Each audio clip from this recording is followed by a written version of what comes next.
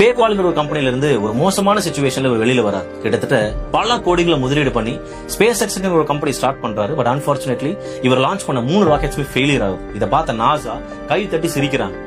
2008ல இவர் டெஸ்லாங்கிற ஒரு கம்பெனி ஆரம்பிக்கிறாரு. கிட்டத்தட்ட பேங்க்ரப்டியை டச் பண்ணி நடு ரோட்ல வந்து நிக்க வேண்டிய ஒரு சூழல் உருவாகுது.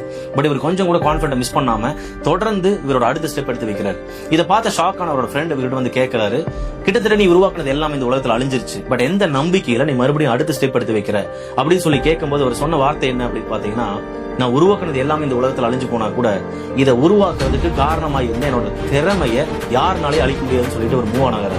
இன்னைக்கு 2025ல கூகுள்ல போயிட்டு நீங்க வேர்ல்ட்ஸ் ரிச்சஸ்ட் பர்சன் யாருன்னு சொல்லி சர்ச் பண்ணீங்கன்னா 2008ல பேங்க்ரப்டி ஆகிற நிலைமையில இருந்த அந்த கம்பெனியோட எம்டி தான் இன்னைக்கு இந்த உலகத்தோட நம்பர் 1 கோடீஸ்வரனா இருக்கிற எலான் மஸ்க்.